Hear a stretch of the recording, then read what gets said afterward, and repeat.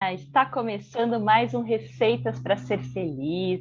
Hoje é um Receitas para Ser Feliz especial. A gente fez uma trilogia com a Helena Dornella sobre economia e finanças. Então, fizemos essa minissérie, foram 3 encontros, este é o último encontro. O primeiro encontro foi com o tema Economia Esfinge, que foi bem bacana, baseado na história da Esfinge, Decifra-me, eu te devoro. O segundo encontro foi o Finanças com Danças, e lá a Helena trouxe analogias entre economia e os tipos e os ritmos de dança. Foi bem bacana também, adorei. Vocês podem assistir tudo isso, está tudo no canal, tanto no nosso canal Receitas para Ser Feliz, como no canal da Helena, que a gente vai deixar aqui depois nos comentários. E hoje é o terceiro encontro da economia com analogia. Helena está trazendo o tema das viagens de Gulliver pela economia. E a Helena, claro, é economista, mas também teve uma larga experiência em mercado financeiro, em sindicato, em economia solidária, uma larga experiência que ela vai trazer para a gente um pouquinho, vai contar agora, antes da gente falar mais sobre o tema de hoje. Tudo bom, Helena? Oi, boa noite, Deise, boa noite a todos que estão aí nos acompanhando. Um prazer, uma alegria. Ai, ai, eu estou já com o coração meio partido porque nós estamos terminando a nossa trilogia, né? É a proposta de fazer 3 temas. Hoje é o último tema com as viagens de Gulliver na economia, que é o meu preferido, né? Mas, enfim, estamos aqui, esperamos realmente poder inspirar as pessoas, convidando todo mundo a participar dessa viagem. Vai ser uma viagem única. Que delícia, Helena. E, bom, você tá, a gente brinca que é sua marca registrada já trazer essas analogias, então trazer de um jeito mais leve tanto assuntos de economia como de finanças, fazendo paralelo para falar de um jeito mais simples com histórias, com as danças, como você fez no último encontro. E aí eu quero saber especificamente do tema de hoje. Por que que você usou a história das viagens de Gulliver para falar de economia?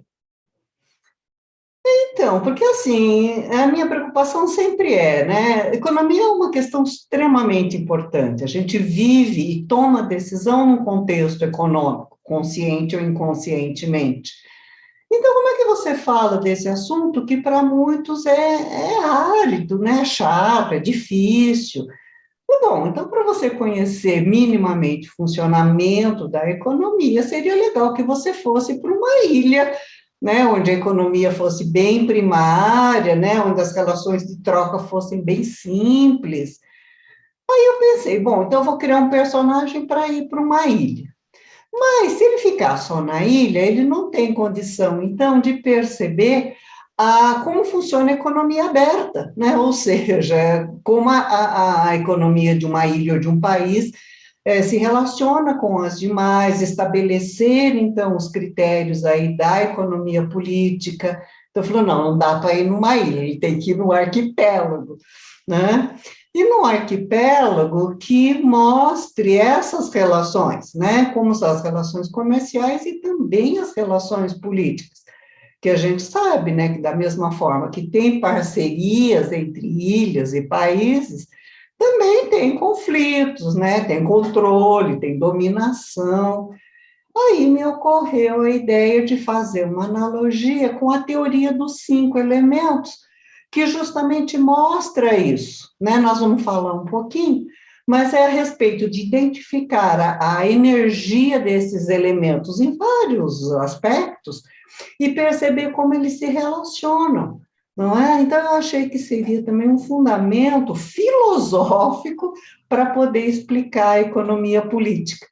Então, isso para mim fez muito sentido, né? Então, pensei, já que vai para viajar para um arquipélago, né, distante, vai encontrar formas distintas aí de economia, de pessoas, de culturas, aí me ocorreu as viagens de Gulliver, que é justamente o que ele faz, né? É um náufrago que ele vai aportando em várias ilhas, e em cada ilha ele encontra um tipo diferente de sociedade, né? Com seus costumes, com as suas questões todas. E aí eu falei, que legal, então nós vamos criar um personagem né, que na cola do Gulliver também vai para o arquipélago, visita várias ilhas e conhece, então, as várias modalidades de economia. Tá certo? Essa foi uma analogia complexa, né? Então, além da história do Gulliver, tem a questão aí dos 5 elementos que você trouxe também Sim, sim. e está relacionando. Muito legal. E eu quero aproveitar, Helena, para contar para o pessoal de casa que, além de você estar trazendo esse conteúdo super bacana aqui para a gente, mas você também tem um livro e um curso sobre esse assunto, que aprofundam muito mais, né? Que entram nos detalhes da economia para quem quer realmente, né, aprender. Claro, de uma forma introdutória, mas assim, eu imagino, eu fiz administração de empresas, eu fico imaginando, já era interessante, eu era obrigada, né, fazia parte das matérias da grade, estudar economia, mas já era interessante, mas era um pouco complexo, então eu fico imaginando que essa tua forma de introduzir é muito bacana para quem está estudando coisas correlatas, para quem é empreendedor, para quem tem pequena, média empresa, para quem é estudante de administração, de contabilidade, para várias pessoas que precisam entender mais. Na verdade, seria importante para todo mundo hoje em dia. Quando a gente pensa que a economia está em tudo, seria importante para todo mundo. Mas principalmente para essas pessoas que realmente precisam desse conhecimento no trabalho delas. E aí o teu curso aprofunda e o livro também aprofunda, e a Helena está oferecendo uma coisa especial aí até depois de amanhã, porque depois de amanhã é o dia do economista. Então, conta o que você está oferecendo, Helena, qual que é o presente aí para o público? Tá. Então, desde que a gente concebeu a ideia da trilogia, desde que ele começou, no dia 14 de julho, a gente abriu um cupom de desconto de 25% para o curso. O curso está lá no Hotmart, se chama Ponte entre Economia Tradicional e as Novas Economias. Então, esse cupom ele é vigente durante o período da trilogia, que vai terminar no dia 13 de agosto, que é o dia do economista, não é? Então, quer dizer, ainda tem um dia e dois para aproveitar, né, caso você tenha realmente interesse aí no curso, tá certo? Isso, para o pessoal decidir, né? E aí a gente vai deixar aqui embaixo para vocês o link lá da Rede Sol Social, que é onde a Helena tem mais matérias, tem o link para o curso que está no Hotmart. A gente também deixou o link no Receitas para Ser Feliz, tanto no nosso YouTube como lá no nosso Instagram. E qualquer dúvida é só entrar em contato, pessoal. Agora eu vou deixar a palavra com a Helena, para que ela comece a contar para a gente, então, sobre essa viagem do Gulliver. E quem tiver pergunta, gente, vai deixando aí no chat, que aí no final a gente junta todas as perguntas e traz para a Helena, hein? Ok. Bom, antes eu quero fazer um combinado, eu preparei a apresentação no PowerPoint, é, mas assim, a história também teve uma questão, né? À medida que eu falava, olha, estou fazendo uma analogia para as viagens de Gulliver, as pessoas me perguntavam, mas quem é Gulliver? Que história é essa? Então eu percebi que tinha muita gente que não sabe da história, não conhece. Então, eu acho que é importante a gente fazer também, relatar a história, obviamente, de um modo muito, muito sucinto, não é? E aí depois ir fazendo a analogia de cada trecho, né? Até para a gente ir comparando os itinerários dos dois personagens, tá certo? Então, a gente vai fazer isso. Então, a parte da história está no descritivo, bem, bem resumidinho, e depois os aspectos econômicos que ele aborda, tá do lado de uma forma simbólica, porque, óbvio, né, muito conteúdo a gente não vai conseguir esgotar numa live de uma hora e pouco, tá certo? Então, Deise, posso compartilhar a tela? Toda sua. Tá, muito obrigada. Então, vamos lá.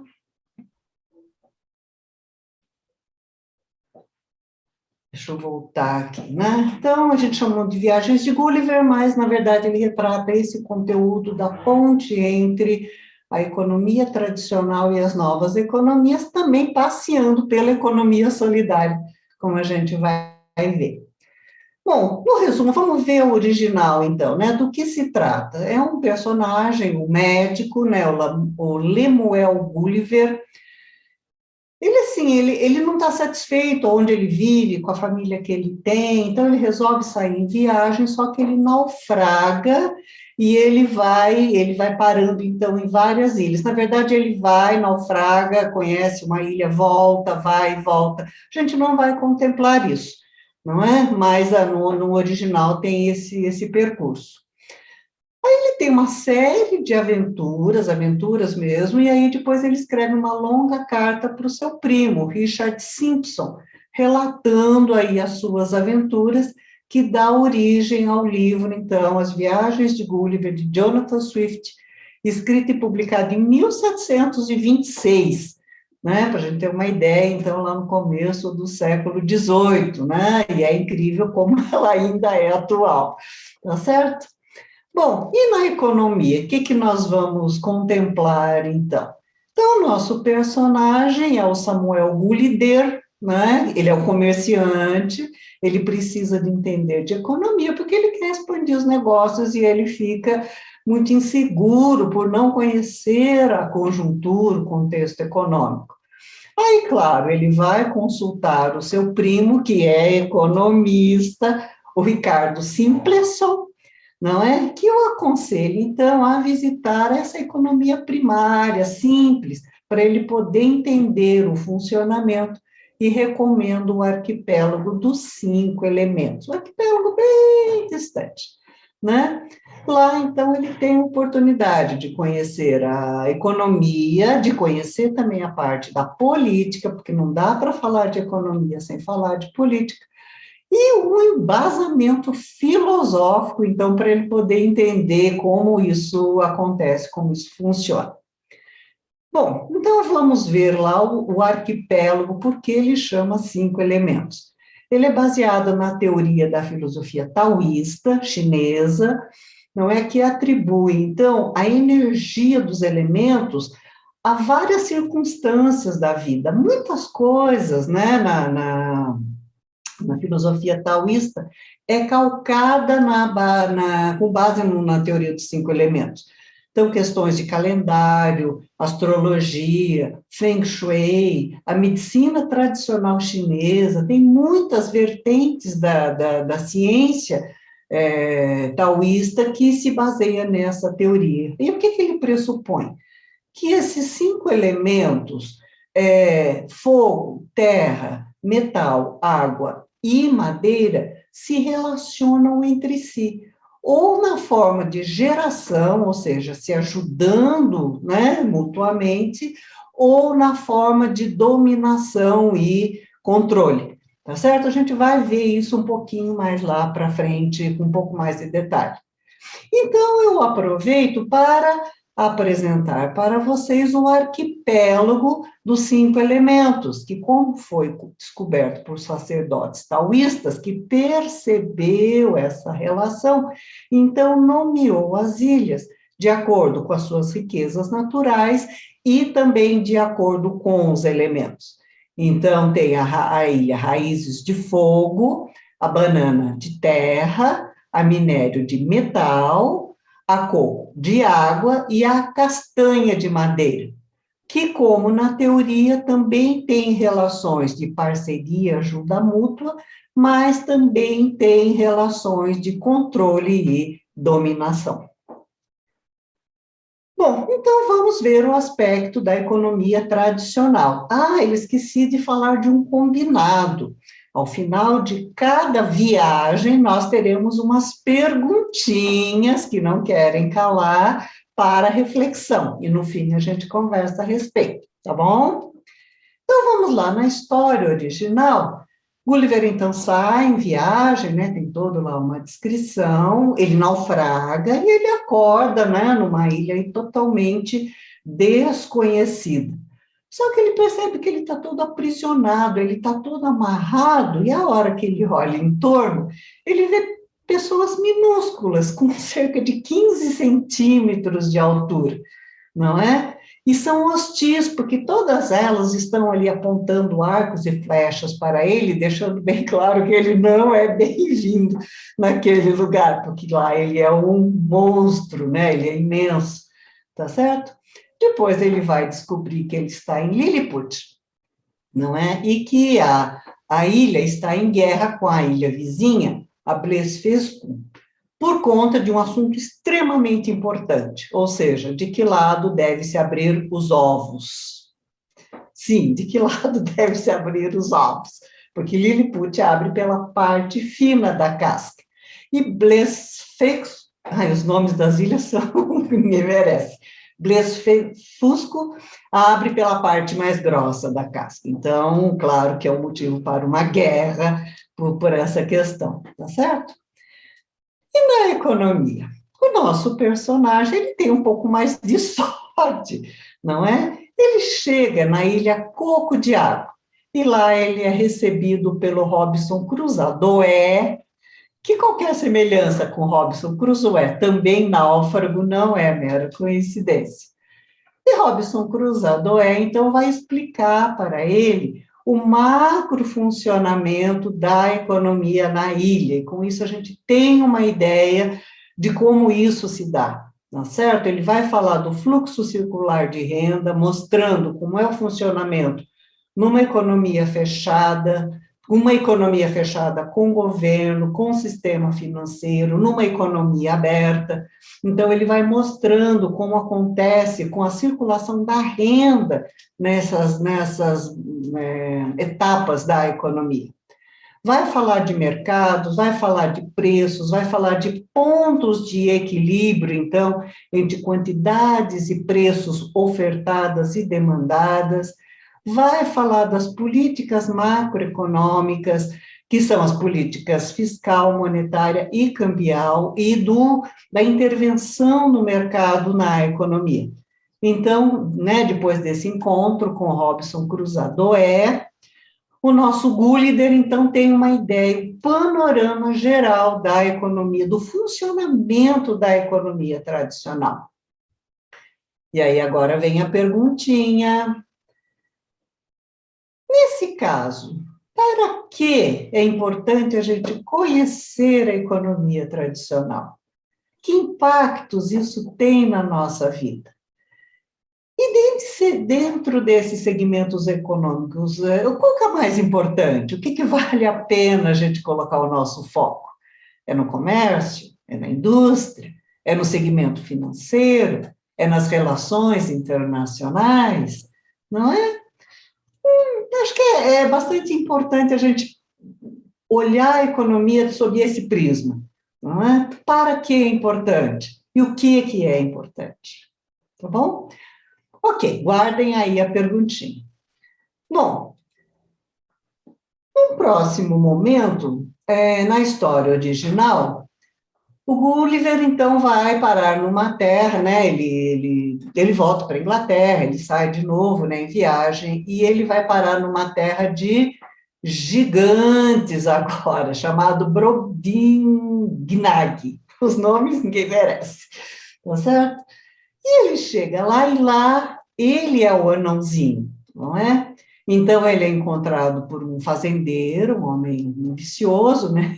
Que tem o tamanho de um prédio, de 22 metros de altura, que eu percebi aquele homenzinho daquele tamanho, achei interessante, não é? E começa a explorá-lo, então, como uma criatura de circo. Ele vende, inclusive, o Gulliver para a rainha, para que ela possa, então,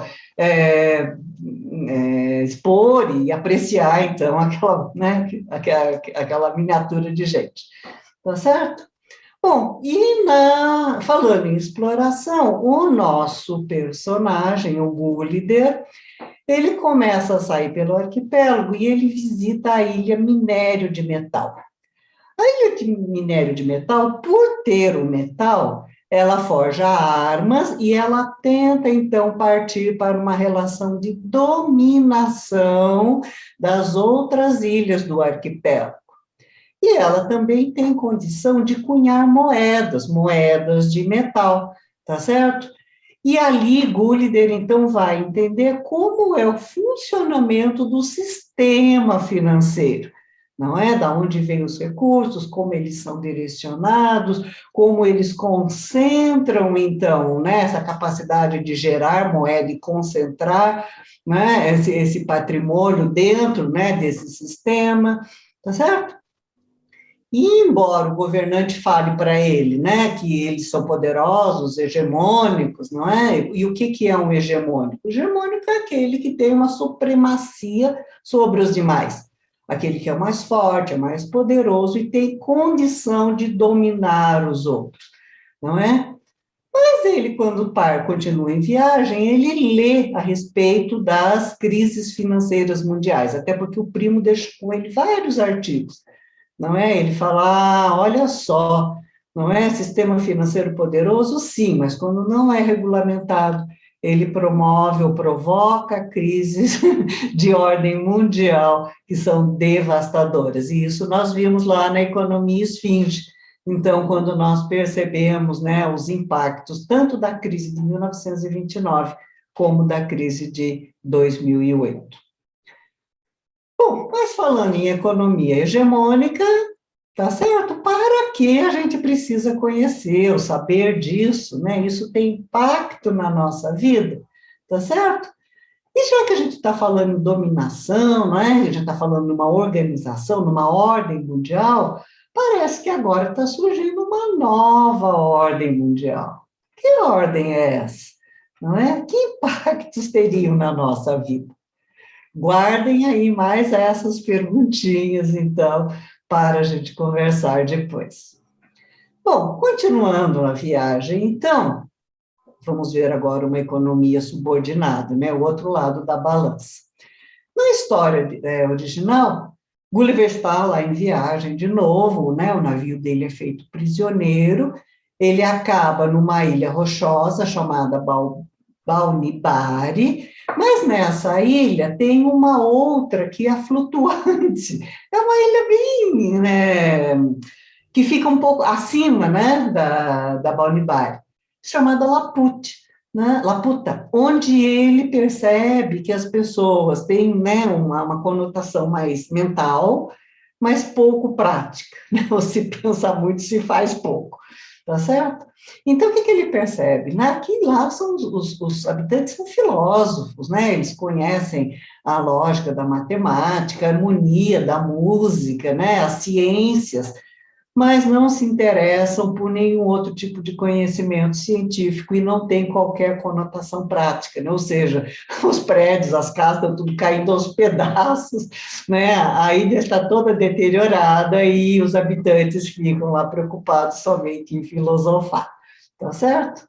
Bom, e na nossa história, o nosso personagem visita a ilha Banana de Terra, não é? Não é à toa que tem esse nome, porque assumiu realmente aí o papel da republiqueta das bananas, né? Ou seja, ficou colonizado durante muito tempo e mesmo depois da sua descolonização, não conseguiu se desenvolver, não consegue, então, caminhar pelas próprias pernas, tornando-se uma economia dependente.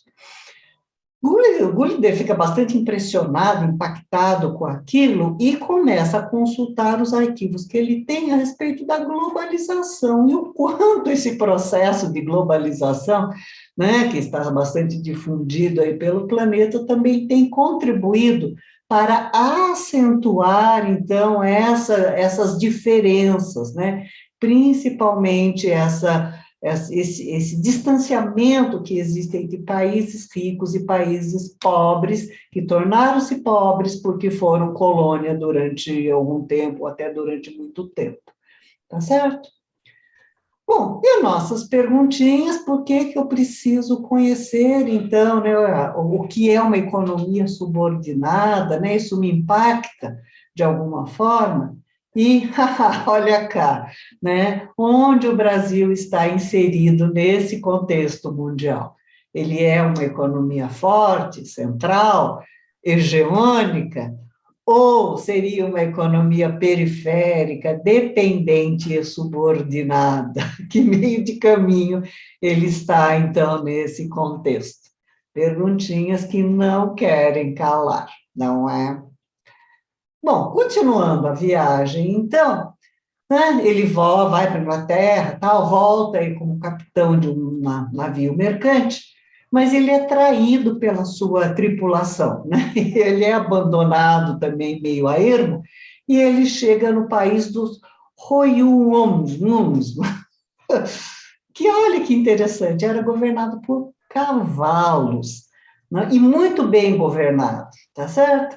E ele percebia que as criaturas bestiais eram os humanos, que eram chamados de Yahoos, não é? Porque não tinha inteligência, não tinha racionalidade. Era uma ilha muito próspera, porque era governada por cavalos sábios, não é? E ele mesmo nem consegue ficar lá, porque os cavalos percebem que ele também é um Yahoo, tá certo? Ele era um humano e considerado bestial, então também ele é convidado a seguir viagem, tá certo? Bom, e no na nossa história, né, o nosso personagem vai visitar a ilha Raízes de Fogo, onde se pratica uma economia solidária. Então, ele percebe que, a exemplo de Mondragón, lá na Espanha, que é uma cidade onde todos os empreendimentos, né, são através de cooperativas, todos os empreendimentos são solidários, também nessa ilha, ele percebeu que toda atividade comercial, produtiva, educativa se dava através de cooperativas, tá certo? O sistema financeiro através de bancos comunitários que também tinham lá a sua moeda oficial, mas também a moeda social paralela, né, para aquelas comunidades, então, que não tinham lá muitos recursos. Então, se criava também a figura da moeda social, como existe na economia solidária. Ele fica muito impressionado, não é, com a dinâmica, com a pujança dessa economia e vê mesmo como uma alternativa para a economia tradicional. Tá certo? As nossas perguntinhas, né? Para que conhecer a economia solidária? Isso pode ter impacto na minha vida. Realmente, né, a economia solidária nos moldes que a gente conhece, nos moldes que é praticada, é uma alternativa ao sistema vigente, ao sistema capitalista, mercantilista no qual nós vivemos? É um fator a se pensar, não é? Bom, por fim, última etapa da viagem, não é? Ele continua a viagem, ele segue por outras ilhas, ele vai ao Globo de Bride, acho, tá certo? Que é uma ilha que vive no passado. Assim, eles são muito místicos, né? E eles consultam, então, os espíritos regularmente. E esses espíritos vêm, né? Então, os habitantes têm a oportunidade, o próprio Gulliver, né, tem a oportunidade de conversar com figuras históricas notáveis, né, como Alexandre o Grande, o Júlio César, Homero, Aristóteles, Descartes, enfim, não é? Mas é uma ilha realmente focada, então, nessa troca, né, com o passado, nesse conhecimento com base no passado. E na nossa história, o nosso herói, o nosso personagem, vai para a ilha Castanha de Madeira, que pratica, então, as novas economias. É uma ilha mais futurista, imaginem vocês que até a internet já chegou lá. Então, eles têm condição de desenvolver lá rudemente um pouco de tecnologia e têm condições de desenvolver uma sociedade em rede que permite, então, outras formas de relacionamento sociopolítico e econômico. E ele percebe que, realmente, isso pode ser uma tendência que diferencia, então, essa ilha das demais. Bom, e aí a nossa perguntinha, tá certo? Então, para que eu preciso saber aí dessas mudanças, quais os impactos? E assim, como tudo que é novo, tudo que está chegando, não é? Quais são as ameaças e quais são as oportunidades, então, que trazem, né, no seu bojo aí as novas economias. Bom, então, só para a gente arrematar aquela questão da economia política, né? Então, nós vimos que esse arquipélago, né, que ele visitou, vocês vão de perceber que ele fez um caminho meio na contramão aqui, né? Eu inverti um pouquinho a ordem, né, para a gente poder terminar com as novas economias. Né? Mas na história original, né, ele vai passar, ele vai fazer justamente esse itinerário, né, o coco de água, ele vai, né, começa pelo coco de água, vai para minério de metal, vai para banana de terra, vai para raízes de fogo e para o castanhas de madeira, no nosso caso, futurista, tá certo? É interessante a gente pensar que, embora seja considerado uma história para criança e adolescente, ele não é, não. Não é? O próprio Jonathan Swift, ele utiliza desse artifício para fazer uma severa crítica para a sociedade ali do seu tempo. Né? Não só a mentalidade, mas como a forma de se organizar politicamente, não é? As crenças religiosas. Então, olha que interessante. Lá em Lilliput, que é a Ilha dos Anões, que brigam por conta da quebra da casca do ovo, não é? Ele critica aí a monarquia na época, né, que era o poder político constituído, né? E os conflitos e as lutas absolutamente irrelevantes, um enorme desperdício de vidas, de recursos. A gente sabe que a partir do século XVI houve aí pelo menos 200 anos de guerras contínuas, tá certo? Com muito conflito, muita perda mesmo, né? De tudo, de vidas, de recursos, de possibilidades, tá certo? Então ele faz essa crítica. Né? Em Laputa, aquele, né, que eram os filósofos, ele critica a ciência da época, porque ele fala que os cientistas são somente teóricos, não é? Não tem fundamento prático, né? Não traz melhoria, então, para a sociedade. Já lá na sociedade, lá na Ilha dos Cavalos, ele observa, né, que essa parte mais, vamos dizer, irracional, né, dos seres pode ajudar muito mais, pode contribuir muito mais para um governo mais justo e melhor distribuído, né, do que, então, a sociedade na época constituída com a mentalidade que tinha, da forma como funcionava. Tá certo? E aí também mais uma provocaçãozinha, né, já que estamos falando de críticas, tá certo? Quais críticas poderiam ser feitas, então, para esse nosso sistema vigente, né, capitalista, mercantilista? E se a gente pudesse mudar alguma coisa, né, na economia e na política, o que a gente mudaria? É bem legal a gente refletir a esse respeito, né? Bom, aí para a gente ir para os finalmente, né? Eu gostaria de frisar para vocês que o nosso Gulliver, ele faz uma viagem reversa em relação ao Gulliver original, né? Que a gente vai ver que o Gulliver, em Lilliput, ele encontrou anões, em Brobdingnag ele encontrou gigantes, em Laputa ele encontrou teóricos pouco práticos, em Glubdublabliblibli ele encontrou visões do passado, e nos Rohirrim ele encontra cavalos sábios. Já no arquipélago dos 5 elementos, olha só, na Ilha Coco de Água, o nosso Gulliver ele encontra gigantes, não gigantes no tamanho, obviamente, mas na mentalidade, né? Na disposição, então, de trazer para ele o conhecimento que ele precisava. Já na minério de metal, ele encontra nós, né? Gente que por ter arma e por ter dinheiro, acho que pode tomar conta do mundo, não é? Então, são anões no caráter e na mentalidade. Na banana de terra, né, ele encontra, em Laputa ele encontrava teóricos pouco práticos. Aqui ele encontra pessoas práticas, mas sem cultura, tá certo? Que não tiveram, eles vivem só aquele cotidiano, não tiveram a oportunidade de se desenvolver, tá certo? Enquanto o nosso Gulliver encontrou visões de passado, na castanha de madeira ele encontra pessoas nativos com visões de futuro, desenvolvendo as novas economias. Enquanto em Royuns ele encontra cavalo sábio, na Raízes de Fogo ele vai encontrar humanos solidários, tá certo? Que também tem uma outra forma de gerenciar lá seus aspectos políticos, sociais e econômicos.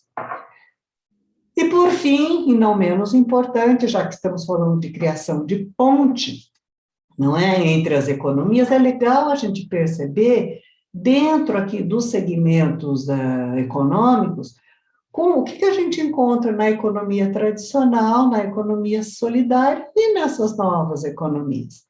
Né? Enquanto a produção é através de empresas tradicionais, nas solidárias se dá através de cooperativas, e nas futuristas através de startups. Enquanto o sistema financeiro é o tradicional aqui, na solidária ele pode se dar através de cooperativas de crédito, de bancos cooperativos, de bancos comunitários, e nas futuristas através das fintechs, né? Aqueles empreendimentos financeiros extremamente enxutos. No comércio, a gente vê na economia tradicional, regido pela lei da oferta e da procura, muito calcado na questão dos níveis de preço, tá certo? Na solidária, a gente já pode começar a pensar em trocas, principalmente com a utilização de moedas sociais. E nas futuristas, a gente já pensa em multimoedas, né? Em várias outras possibilidades aí de meios de troca. Se a gente pensar nos indicadores, na tradicional, a gente tem o PIB, o Produto Interno Bruto. Na solidária, a gente pode ter o Índice de Desenvolvimento Humano e mesmo o Felicidade Interna Bruta, que tem um caráter mais social para além do econômico. E na futurista, a gente tem, então, a mensuração da economia donut, muito focada nas questões de sustentabilidade. Se a gente for ver crises e dificuldades, né, na tradicional, a gente viu duas muito grandes, né, que é a de 29 e 2008. Na solidária, a dificuldade que ela tem, que ela não é tão difundida e ela ainda tem uma imagem distorcida, seja por boicote, seja por má informação. E para as novas economias, a gente percebe ainda um pouco de resistência, até por conta da velocidade exponencial com que ela chega. No quesito da sustentabilidade, a gente teve na tradicional crédito de carbono, que, né, vimos não teve nenhuma efetividade. Na solidária, a gente já pode pensar em crédito de reciclagem, que tem um pouco mais de resultado, e na futurista, numa economia circular, com total reaproveitamento, então, de todos os insumos. Tá certo? E a gente consegue, então, criar pontes do que migra, né, da tradicional para a solidária e da tradicional e solidária para as novas economias que estão chegando. Bom, o artigo a esse respeito, com os vídeos, né, de cada uma dessas modalidades, vocês podem encontrar no site da Rede Sol Social, As Viagens de Gulliver na Economia, que foi o conteúdo que inspirou, então, o livro, cujo livro inspirou, então, o curso online que nós também disponibilizamos. Tá certo? Bom, é isso, eu vou parar de compartilhar e agora podemos abrir para as perguntas que não querem calar. Eu tenho certeza que estão todos, assim, bastante reflexivos, né, a respeito de tudo que a gente colocou, né, aquelas provocações que nós jogamos aí no ar e no éter. É verdade, Helena, muito legal.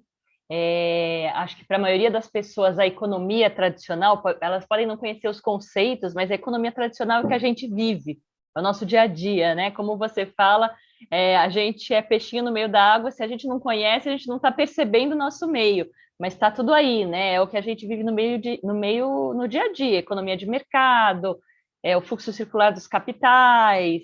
E aí, essa questão das duas outras ilhas, né? Eu fui até anotando o nome aqui para não me confundir. Então, a Ilha Minério de Metal, que é a dominante, né? Ou seja, todos aqueles países aí que colonizaram os países mais pobres aí no passado, de onde vem toda essa história aí de colonização, equivalem a essa ilha, o que acontece com essa ilha, que hoje já estão melhor, tal, mas eles detinham a moeda, detinham as armas, né? Chegaram aqui no Brasil, por exemplo, facilmente eliminavam os índios ou traziam os escravos da África, pegavam esses povos que eram equivalentes aí à ilha da banana de terra e dominavam.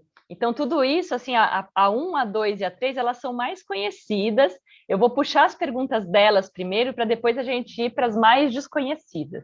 As mais desconhecidas são a da economia solidária e das novas economias. Novas economias, claro, eu conheço melhor, porque estávamos juntas, inclusive, em cursos que tratam disso, né? Estamos, aliás, né, num novo curso, inclusive. Mas eu também quero conhecer mais sobre a solidária, tenho muita curiosidade de conhecer mais ela como uma solução. Mas vamos para a economia tradicional. Você trouxe algumas perguntas ali. O para que conhecer, ela serve para as três, né? Para que conhecer e quais os impactos na nossa vida, elas servem para a economia tradicional, para a dominante e para a subordinada. Então, conta para a gente um pouquinho. Em vez de dar resposta, que você fez as perguntas, você mesmo vai dar as respostas, ok?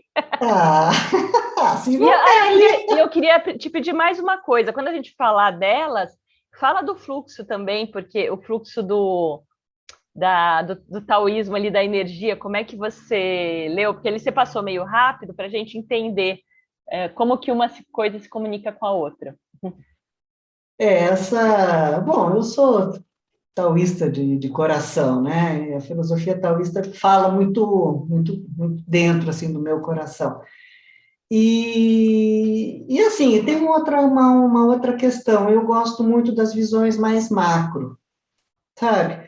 Eu acho que a hora que a gente está, assim, imagina você dirigindo, né, numa estrada, e você está olhando só 10 metros ali na tua frente, né? Você não vê lá na frente se tem algum obstáculo, você não vê se tem um semáforo fechando lá na frente, você não vê se tem um trânsito congestionado.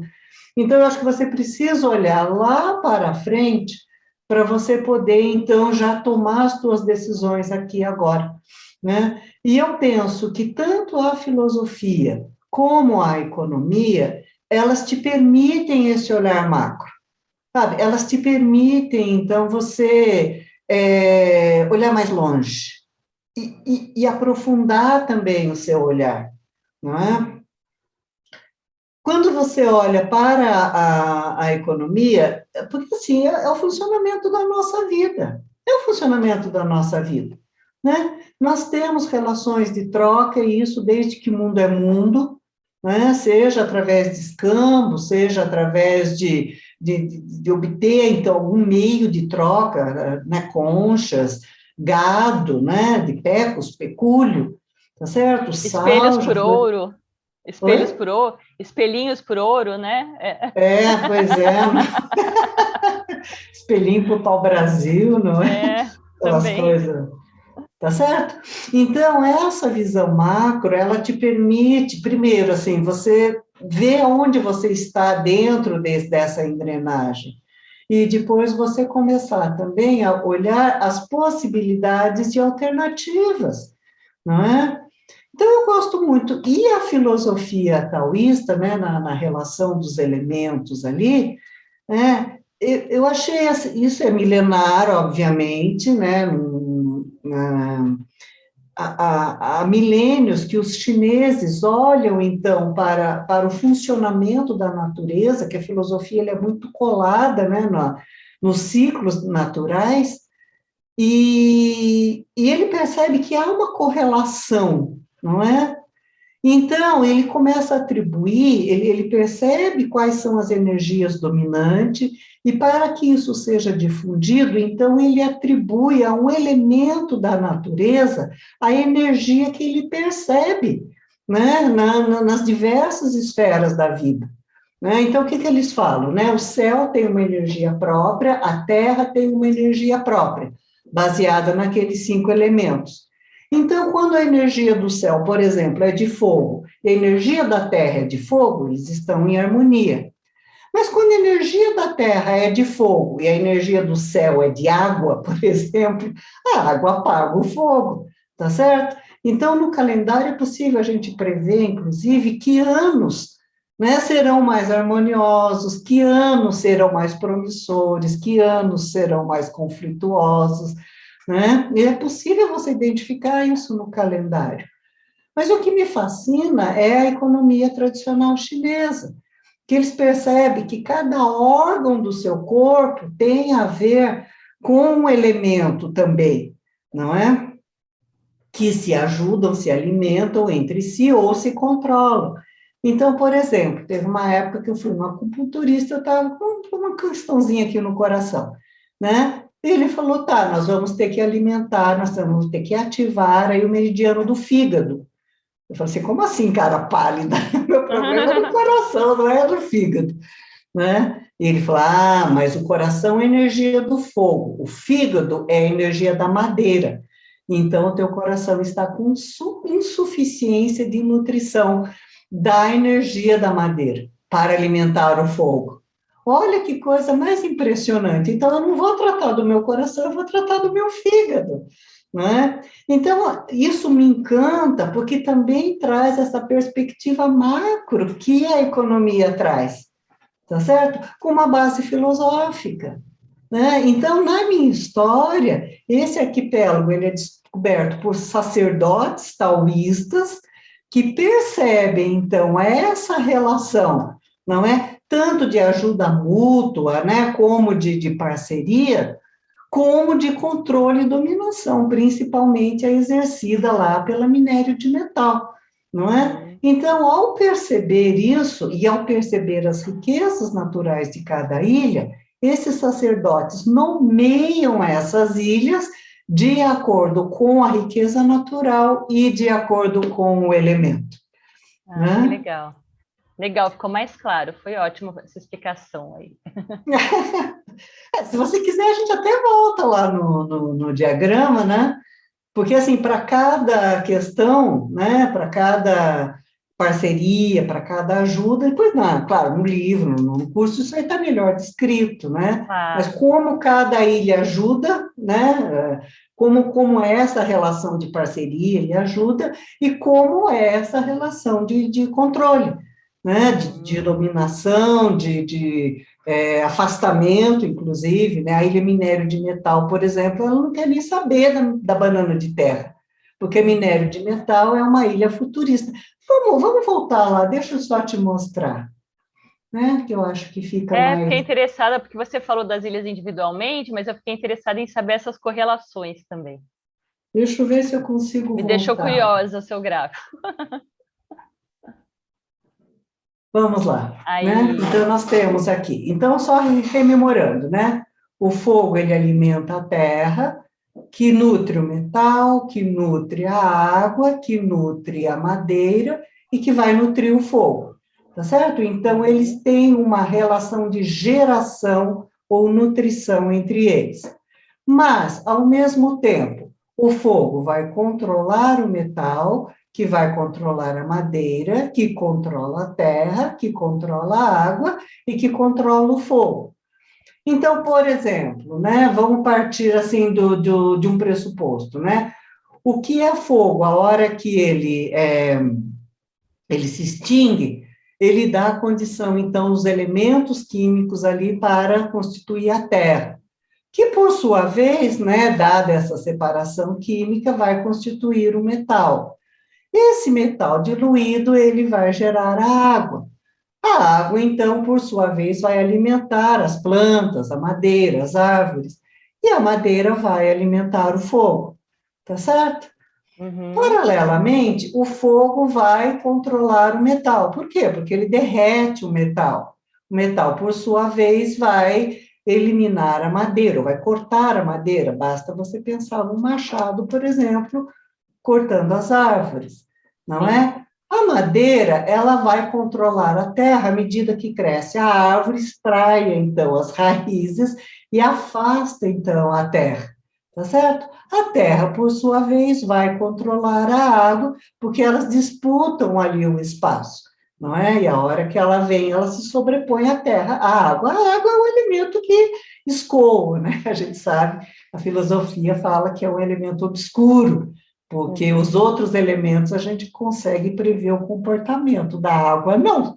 Né? Então, ela é é, como ela as é, emoções. A água representa as emoções, é como as emoções, a gente não prevê o sim, comportamento, né? totalmente obscuros, não é?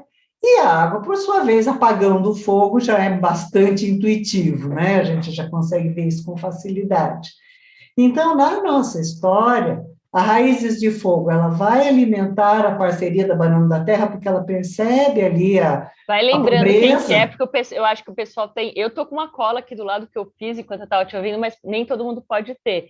Então, lembra que a raiz de fogo é da economia solidária, né? Solidária, E ela isso, alimenta a banana de terra, que é aquela da economia subordinada, tipo os subordinada, pobre, países né, que mais não se pobres. desenvolveu. E a Aham, banana de terra, na marra, vai alimentar minério de metal, que é a dominadora, tá certo? uhum. A minério de metal achou interessante fazer uma parceria com a Coco de Água, até porque percebeu que é uma ilha mais neutra, não é? Tentou dominar, não conseguiu, ou dominou por pouco tempo, mas depois achou mais interessante estabelecer uma relação de parceria do que de dominação. Ela ganhava mais com isso, tá certo? A Coco de Água também, por sua vez, oferecia insumos, né, para a castanha de madeira, então se estabelece É, uma parceria comercial. A Coco de Água é da economia tradicional, relembrando, né? Raízes de Fogo solidária, banana de terra, economia pobre, subordinada, minério de metal, economia rica, hegemônica, a coco de água, a economia tradicional, a castanha de madeira, a economia futurista, tá certo? E a castanha de madeira também acho interessante estabelecer relações comerciais com a raízes de fogo. Até porque raízes, na verdade, ela trata de ervas, né? Ela trata de produtos medicinais.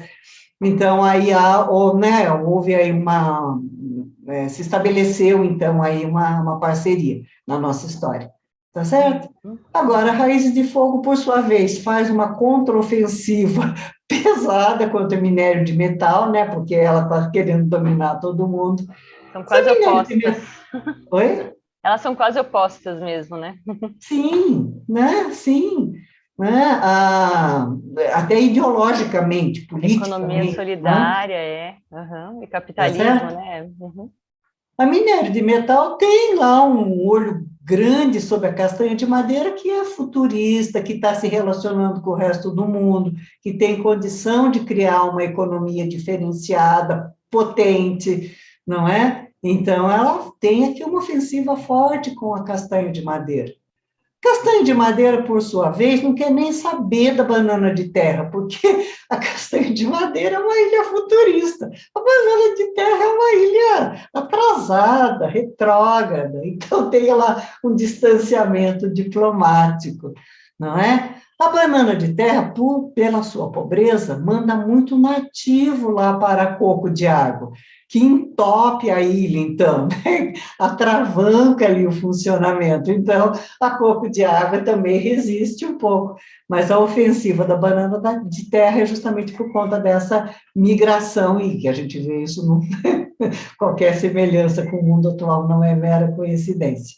E a coco de água, então, ela tem medidas protecionistas contra raízes de fogo, porque raízes de fogo ela tenta comercializar e a coco de água percebeu que o comércio dela ali na ilha não era muito favorável, porque perdia, né, o comércio local, a extração de ervas local ali perdia a competição para raízes de fogo. Então, ela cria medidas protecionistas, não é? Para que houvesse, então, desenvolvimento da indústria local, né? Na parte aí das raízes. Então, é isso, né? Quer dizer, foi uma coisa que foi surgindo, né? Como eu te falei, para exemplificar as relações políticas. Eu entendi que a teoria dos cinco elementos, ele ilustrava, poderia ilustrar muito bem essas relações, né, que são sociopolíticas e econômicas. Tá certo? Uhum. Muito bom. Esclareceu, Deise? Claro, opa. Sim, Muito bom, muito bom. Deu para entender, sim. Se quiser que bom. descompartilhar, fica à vontade.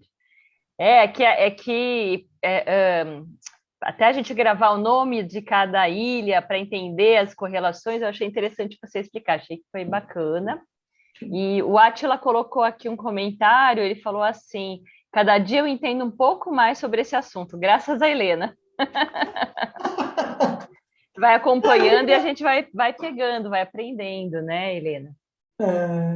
Obrigada, Atila. Que bom, fico feliz, né? Ele já tinha falado isso também numa outra oportunidade, que agora ele está, né, conseguindo acompanhar um pouco mais, entender um pouco mais, fico super feliz, né? Porque realmente, para mim, como eu falo, né, é sempre uma abertura de visão, né? Tudo que nos permite a gente olhar mais amplo, para além do nosso dia a dia, para além daquele, né, daqueles nossos desafios cotidianos, nos acrescenta. Acho que a gente cresce a partir desse olhar, desse conhecimento, né? E até das nossas possibilidades de fazer mesmo conexões, né? Eu acredito que a gente fique aí com mais possibilidades de buscar mais alternativas, sabe? Porque você sabe que ele pode ter um outro funcionamento, que pode ter uma outra alternativa, né?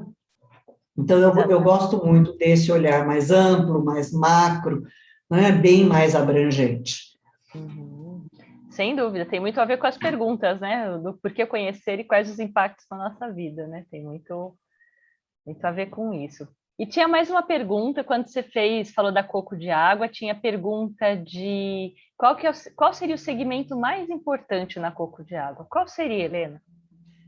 Na economia tradicional, né, quando a gente fala em economia, o que vem na cabeça? Conta aí. Dinheiro. Dinheiro, Foi fácil essa. dinheiro, Money. patrimônio, Uhum. acumulação, tá certo? E não é Sim. isso, não é para isso que a economia serve, gente, né? O papel principal da economia está focado na questão da produção. Por que foi criada a ciência? Porque se percebeu que os desejos são infinitos, mas os recursos para atender esses desejos são limitados, não é? Então, como é que a gente faz? Então, nós criamos toda uma ciência para definir, então, tá, já que, né, não temos recurso para tudo que as pessoas querem, precisam, então, o que nós vamos produzir? Como nós vamos fazer essa produção? Com quem? Para quem? A que custo? A que preço? Quando? Não é? Então, foi desenvolvida toda uma ciência por conta disso. Agora, por que a produção é importante nesse mundo tão tecnológico que nós vivemos? Por quê? Por quê? Por quê? Por quê? Porque nós precisamos do resultado dessa produção para viver. É Sim. simples assim, não é? Nós precisamos comer, não precisamos. Você não vai comer a A gente não come tecnologia. dinheiro, né? Você não vai comer o dinheiro. Nós precisamos vestir, nós precisamos morar, nós precisamos nos transportar de um lado para o outro, a gente precisa ter saúde, minimamente bem-estar, tá certo?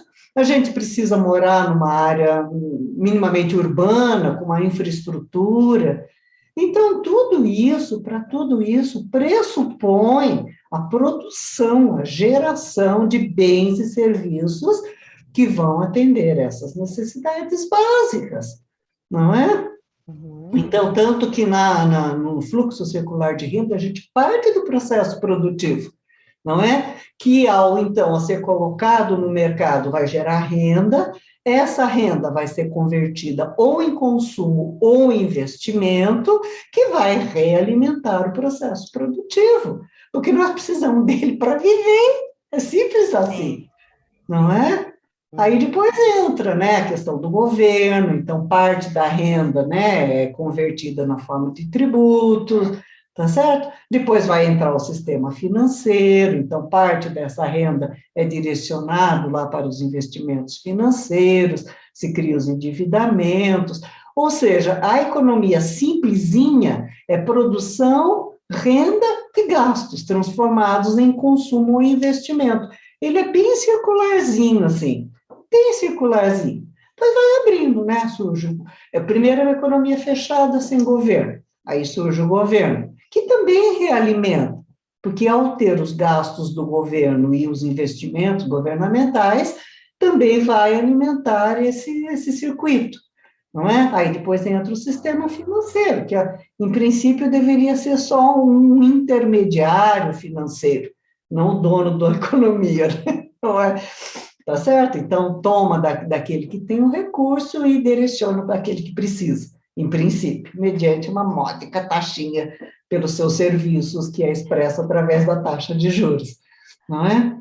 É isso uma economia fechada. Então, eu tenho uma economia fechadinha, depois continua fechada com o governo, fechada com o sistema financeiro, e depois eu abro a economia, que é quando a gente começa a ter as relações, então, com as outras economias dos outros países, né? Tá certo? E aí a gente tem, né, isso tudo, essas trocas, né, essas relações vão formando o consumo, o investimento, os gastos do governo, investimentos governamentais, importação, exportação, a somatória disso tudo, adivinha, vai formar o nosso PIB. É uma sopa de letrinhas que vai formar o nosso PIB, Produto Interno Bruto, não é? Que não mensura, claro, todas as dimensões da vida e da economia, mas é referência internacional. Então, a gente sabe se um país é hegemônico, ou rico, ou poderoso, basicamente pelo seu PIB per capita, né? O quanto, então, de renda é distribuído para a população. Claro que países mais populosos, mesmo que tenham um PIB maior, vai ter um PIB per capita menorzinho, né, países, né, menos populosos, então consegue talvez uma distribuição melhor. Mas isso tudo é média, né? Sabemos, o próprio criador, esqueci o nome dele, tá me vindo Stiglitz, mas não é Stiglitz, esqueci o nome dele. O Kunitz, que criou o sistema, lá na década de 30, ele mesmo admitiu, esse indicador não é completo. Por isso que depois surgiram, né, o IDH, o Índice de Desenvolvimento Humano, que considera, além da renda, também os níveis de educação e de perspectiva de vida, não é? Sim. Então, está colocando outros elementos mais sociais. E até a felicidade interna bruta, tá certo? Ao invés do produto interno bruto, a felicidade interna bruta. Nós já falamos sobre isso, né, numa outra live, tá certo? Que é um outro indicador para eu falar, olha, tudo bem, né? Nós somos pobrinhos, mas nós somos felizes, tá certo? E que a gente sabe que a gente contesta, eu mesmo contesto um pouco isso, né? Não dá para ser feliz na miséria, eu pelo menos não sei como, né? Então, Sim, sem dúvida.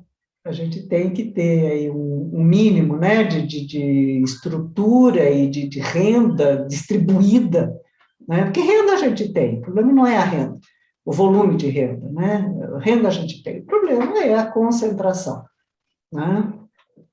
Então, enquanto a gente não tiver isso melhor distribuído, é difícil a gente galgar aí os degraus do desenvolvimento, né? Econômico e mesmo político e social. Tá certo? Por falar em concentração, quando você falou da Ilha Minério de Metal, que é a hegemônica, você deixou uma pergunta sobre a nova ordem mundial. Conte para a gente sobre isso. Isso é uma coisa que eu estou acompanhando com os olhos desse tamanho, né? Tem gente aí falando em novo reset, em nova crise global, né? Vamos repetir 2008, o povo estava todo animado com a questão do mercado imobiliário de novo, acabamos de entrar numa roubada, e o povo já está todo assanhado aí, pensando na valorização dos imóveis, talvez criando uma outra bolha, mas a minha preocupação não passa só por aí, não. A minha preocupação passa, bom, primeiro pela nossa situação climática, né? Eu vejo que isso realmente é uma questão muito, muito preocupante, já tem saído relatórios mostrando o desdobramento das questões climáticas, isso pode mudar totalmente o nosso perfil, né, até de planeta mesmo. Agora, o que eu estou vendo com olhos assim um pouco mais arregalados é a ascensão da China no contexto mundial, que já não é de hoje, não é? Desde a década de 80, né, praticamente, quando ela mudou o regime, antes era um regime estritamente socialista, e aí o Deng Xiaoping, né, que teve a brilhante ideia de manter o regime socialista, mas abrir mercado. que é o que eles chamam de um socialismo de mercado, não é? E, então, apoiando a iniciativa privada, então, redistribuiu, então, agora os fatores de produção, as fábricas, não eram necessariamente governamentais, também começaram a surgir investimentos, empreendimentos privados já, né, algumas décadas, e por conta, é incrível isso, porque é louco isso, porque é uma economia de mercado que coexiste com uma economia centralizada, né? Para quem conhece um pouco do sistema financeiro, dos sistemas econômicos, né, mundiais, a gente sabe, né, bem primariamente, que nós temos a economia de mercado, que ele é totalmente regido pelas famílias e pelas empresas, e a economia planificada, centralizada, que é regido pelo governo. Né? E no meio, nesse meio do caminho, tem uma série, então, de outros regimes, sistemas, que se intercalam um pouco, né? Tem países que a economia é um pouco mais liberal, né? Tipo o norte-americano, por exemplo, que é praticamente totalmente liberal, por isso que acontece o que acontece. E tem outros que são mais centralizados, né? Da Rússia, né? Até pouco tempo atrás, a União Soviética, né? Que teve, então, aderiram lá às ideias socialistas, comunistas, muito calcados nos pensamentos de Karl Marx, né, e outros socialistas. Mas, enfim, né, então existem esses dois sistemas muito distintos, ou, né, o governo intervém e decide todo o andamento da economia, ou então o governo intervém em nada, e é o mercado, então, que rege a economia. Tá certo? E lá na China eles estão juntando essas duas formas de funcionamento, né? Uma economia híbrida ali, né? Que, por um lado, é muito interessante, porque, gente, vamos pensar, né? Quando você deixa na mão do mercado, quem é o mercado, cara pálida? Conta aqui para nós, quem é o senhor mercado? É Eu já quem tem escrevi dinheiro sobre também, né? quem é esse personagem, né? O Delfim Neto que falava isso, aquele personagem que tem chapéu, óculos escuros, né? Ele traz assim, né? Aquela capa, né? A Não, maleta gente, de dinheiro. sabe, mercado em princípio, no seu conceito, é um espaço de troca, tá certo? É um espaço onde quem tem o que ofertar coloca lá o seu produto, seu serviço, e quem demanda vai, né, adquirir, então, esse produto e serviço, é um espaço de troca, tá certo? Agora, quem que rege isso, né? É toda a população, né, indistintamente? Não. Quem rege são as grandes corporações, sabemos disso. As grandes multinacionais, os grandes bancos, são eles que fazem as regras, não é? A própria questão assim da publicidade, né, que cria demandas que não existem, né? Não é uma coisa que realmente vem das pessoas. Essas demandas são criadas, né, culturalmente, com muita propaganda, com muita mídia. Então, Sim. acaba que. Naquela perspectiva desde a década de 60, né? Que tinha, né, Isso vem antes, né? Desde a crise de 29, a crise de 29 também veio por conta disso, né? Povo, vamos consumir. Nós vimos isso lá na economia esfinge, né? Havia a profecia que o país só cresce se tiver um consumo desenfreado. Então, coloca um monte de crédito, coloca um monte de produto no mercado, consumam, tá certo? Sem pensar, né, no meio ambiente, sem pensar nos descartes, sem pensar nos desdobramentos. Isso foi muito acentuado na década de 60, né? Teve a crise de 29, depois veio a guerra, né? Aí o mundo deu uma chacoalhada. Aí, na década de 50, 60, como as coisas começaram a se estabilizar, a economia norte-americana como hegemônica absoluta, detentora da moeda internacional, o dólar, né? Então voltou para a mesma conversa. Olha, gente, crescimento de 5% ao ano, contínuo, constante, para não parar nunca mais. E a professora Kate, ela questiona isso, fala, gente, como assim, cara pálida? Né? Nada da natureza funciona desse jeito, né? Tudo nasce, cresce, desenvolve, amadurece e morre, né? Como é que a gente vai pensar numa economia que só cresce, cresce, cresce, pum, estoura o planeta, né? Não tem lógica isso, mas tem sim, e isso permaneceu, Deise, infelizmente, né, essa criação de ilusão, né, de que a gente vai ser feliz à medida que a gente consome, né, e cada vez mais tem produtos e serviços, e com essa história da globalização isso piorou, porque a globalização, principalmente para os países, né, que ainda estavam, né, estão se estruturando política e economicamente, veio muito essa coisa da cultura estrangeira, mostrar para nós o que é bom, que a gente não sabe, Sim. né? Então, eu vou mostrar para vocês o que é bom, é a nossa cultura, assim, né? As coisas Assim, gente, importadas e assim desculpa, por né? Mas, diante, né? né, não dá para não se revoltar um pouco quanto a isso, né? Quando se fala, olha, a cultura branca, a cultura protestante, a cultura capitalista, é essa que é boa, né? Todas as demais são subculturas que merecem, então, serem dominadas, principalmente se o país, a região, tiver recurso natural, né? Tiver gás natural, tiver petróleo, tiver minério, opa! Então, Hoje ali, em dia, as florestas, né? Tem floresta, tem pulmão para o mundo. Somos pois cobrados por isso. pois é, não é?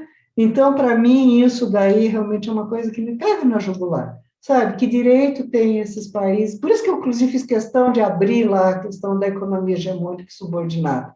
E isso não é de hoje, né? A gente vai ver ao longo da história que isso sempre foi uma prática.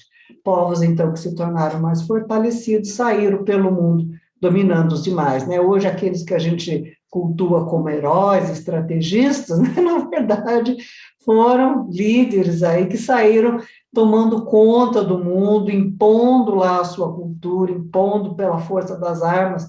Tinha um professor que falava, né? Você tinha mencionado a América Latina, o Brasil, né, que nós fomos nativos dominados pela cultura da pólvora e do aço. Olha, Hum. gente, da pólvora e do aço. Chegaram aqui, então, passando fogo realmente em tudo e em todos, não é? E, enfim, né, deu no que deu. Então, permanecemos, embora a gente não seja mais colônia, precisamos ver até que ponto a gente ainda não tem a nossa mentalidade colonizada. O professor que ele Exato. falava isso, né?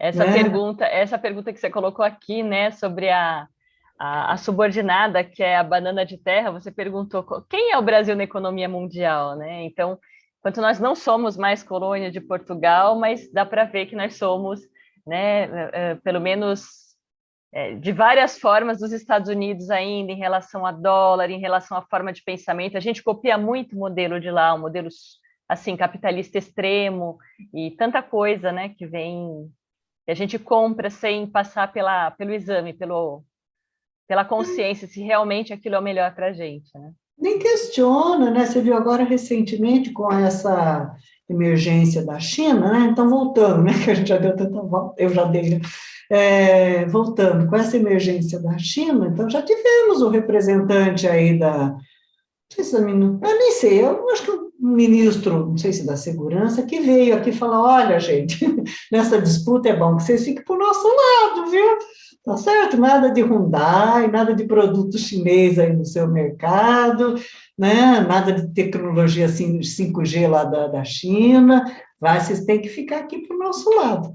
Né? Então, já tentando cooptar em toda a América Latina, principalmente, não é? Para, então, fortalecer as relações norte-americanas e romper com todo o comércio chinês. Só que o chinês, né, como tem essa economia centralizada, então ele consegue dirigir, e tem um dirigente lúcido também, não é? Não podemos deixar de ressaltar isso, tá certo? Que é um dirigente que olha para o país e tem uma perspectiva de futuro. Então, já há algumas décadas que eles estão, sim, se espraiando pelo mundo, fazendo investimento em vários países.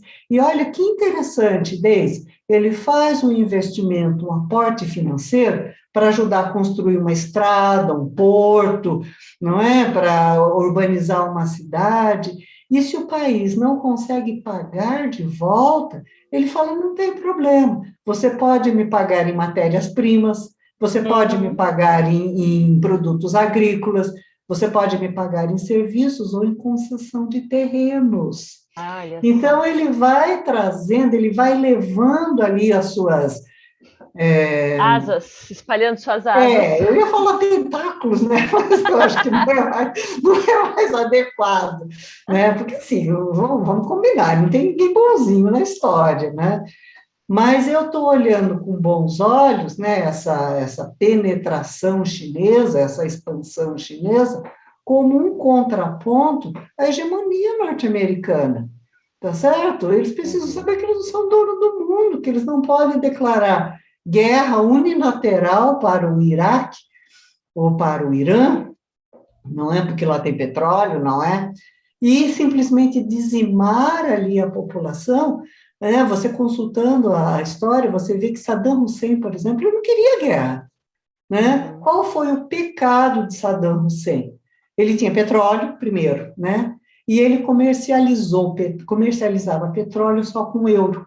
Ele, né, ele tinha lá uma certa antipatia pelo norte-americano e não aceitava mais dólar. E com isso o dólar começou a dar uma derrocada.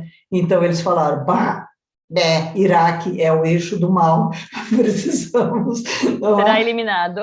Precisamos ser eliminados.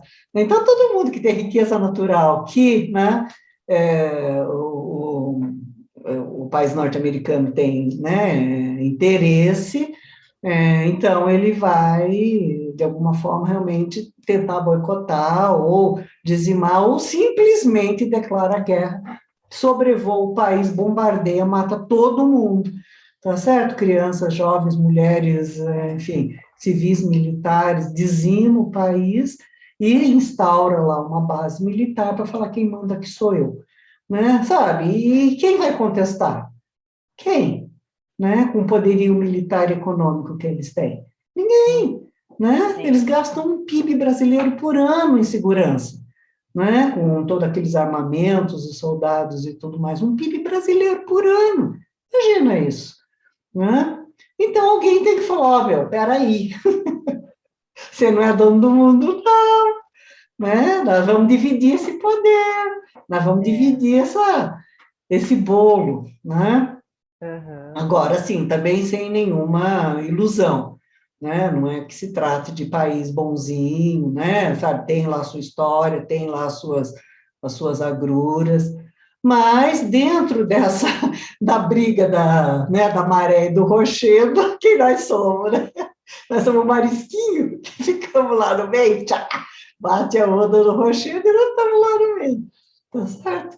Então, quem somos nós nessa briga, né? O que isso muda na nossa vida, né? O que isso vai mudar na nossa economia, que vai impactar no nosso bolso? A gente não precisa ter nenhuma ilusão quanto a isso, vai impactar, né? Essa configuração está mudando, né, muito rapidamente, né, e esse avanço tecnológico que nós temos, a inteligência artificial, essas mudanças climáticas, esse jogo de poder na ordem mundial, gente, não vai dizer que vamos passar lisinho por isso, não vamos, né, não é um tom alarmista, né, não é o fim do mundo, não precisamos nos atirar da ponte, aliás, a ponte é para a gente construir, para ir de um lado para o outro, né? Mas é bom a gente ficar atento, é bom a gente olhar para isso e ter condição de minimamente acompanhar, É não mais um é? motivo para estar atento, para estar informado, para estar conhecendo um pouco de economia, né? Você foi falar agora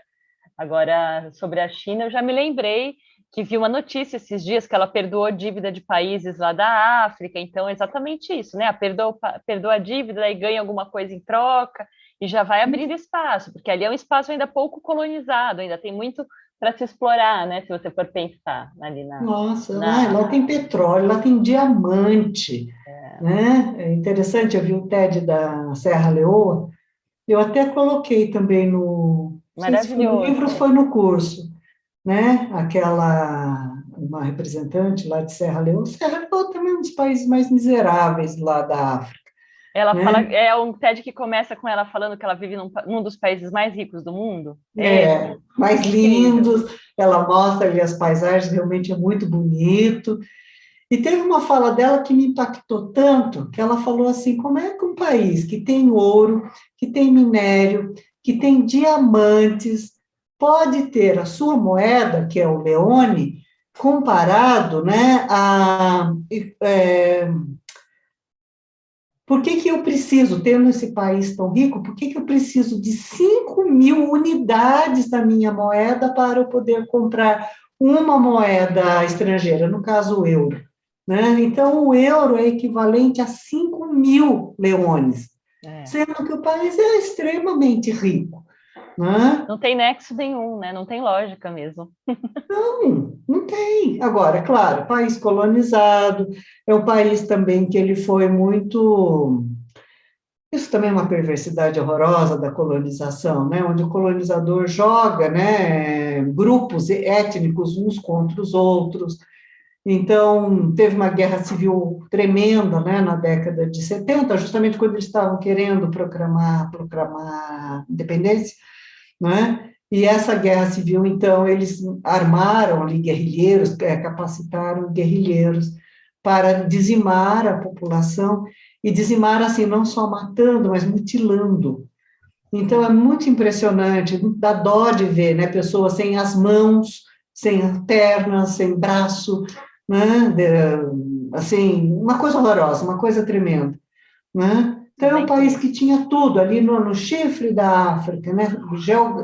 Geopoliticamente muito bem posicionado, um país que tinha tudo para ser rico, próspero, não é? E despontar mesmo aí no cenário mundial, reduzido ali a nada, né? Reduzido a um dos últimos PIBs do mundo, né? Muito triste de ver, muito triste de ver. Não é? Então, acho que Verdade. alguém precisa realmente chegar e falar, olha, gente, vamos redistribuir essa ordem mundial, e a gente vê que a história mostra, né, que sempre nós temos uma força multipolar, vários países, né, comandando a ordem mundial, isso junta para uma ordem bipolar, no caso né, antes nós tínhamos uma distribuição melhor, isso aconteceu com a Guerra Fria, né, onde nós tínhamos a União Soviética contra os Estados Unidos. Aí tem também o rompimento disso, se torna uma potência unipolar, que é a norte-americana, né? Então, a minha esperança é que faça o caminho inverso agora, que volte a ser bipolar, que seja Estados Unidos e China, e que volte a ser, então, multipolar, onde os em desenvolvimento consigam, então, ter o seu espaço ao sol, não é? Consigam, então, se aparelhar, crescer e competir com melhor base de igualdade com os hegemônicos, com os poderosos de hoje, né? E para isso a gente tem que quebrar a crença de que o bolo tem que crescer para depois ser dividido, né? Que foi a crença que colocaram aqui para a gente no Brasil por tanto tempo e só É, só aumentou, né? Essa diferença, né? Essa desigualdade. essa era Acho que uma não só forma aqui em muitos países, mas é um mito, né? O mito do capitalismo. Tem que crescer para depois dividir, né? E aí eu é, vou puxar, então, o assunto da gente falar das duas outras ilhas, que são as ilhas ainda pouco conhecidas e exploradas, né? Mas antes, deixa eu só falar um comentário aqui também, que a gente tem no chat. É, o Attila achou ótima a relação com os elementos, ele falou que para ele faz mais sentido também, ele tem mais familiaridade quando você fala assim, e que fez ele pensar que ele tem que repensar o que ele tem de recursos e o que o mundo precisa. Então, me, opa, di- grande reflexão, parabéns, Fátima, parabéns, é isso aí, né? Começar a ampliar, a perceber de uma forma mais ampla, muito bom, muito bom. É. E indo para a nossa ilha Raízes, que é a ilha da economia solidária, eu fiquei curiosa porque você falou de Mondragon. Conta um pouquinho desse case, porque essa questão da economia solidária ela realmente ainda é muito pouco conhecida para a gente. Você colocou a pergunta: é realmente uma alternativa ao sistema vigente? Eu acho que uma das questões é desconhecimento, né? Enquanto isso não abrange muitas pessoas, não tem como virar o carro-chefe, como virar a via principal. Não sei se ela é uma forma desconhecida ou boicotada, sabe, desse. Eu tenho cá para mim, teve uma época que eu trabalhei no Cicobi, na Cicobi Secresp, que é uma central de cooperativas de crédito, e eu percebia lá que as cooperativas de crédito, porque a cooperativa de crédito ela só podia ser criada se fosse segmentada. Então, assim, a gente não podia. Agora eu acho que mudou um pouco, mas antes era assim: você tinha que ter um certo segmento. Então, por exemplo, cooperativa de crédito, sei lá, dos padeiros, dos marceneiros, né, dos metalúrgicos. Então, você tinha que ter uma categoria para poder criar uma cooperativa de crédito. Normalmente eram coisas pequenas, né, aquelas grandes empresas, né, que o pessoal sempre pedia para adiantar um salário e tal. Então, normalmente, muitas delas surgiram lá do próprio RH das empresas. Então vamos criar uma cooperativa. Então, quem tem o dinheirinho coloca, quem precisa pega, né, taxas bem pequenininhas assim, e a gente, então, só precisava formalizar a cooperativa, né, porque ela faz parte do sistema financeiro, e aí, por fazer parte do sistema financeiro, é sujeita a toda a gama de regulamentação e cobrança que o Bradesco, por exemplo, era muito cruel. Falou, gente, você tem que fazer vários relatórios, né? Calcular o índice da Basileia. Falou, pelo amor de Deus, Basileia, gente, tem dó, né? Mas tinha que fazer todos os relatórios, apresentar em todas as contas da mesma forma que as grandes instituições financeiras. Então, a gente percebe isso sem contar também daquelas coisas, né? Que quando havia lá uma Copergato, que era aquela cooperativa fraudulenta, né? Que tem, gente, em todo lugar tem, né? Então, É se ela que colocava fica um grupo famosa, né? holofote, né?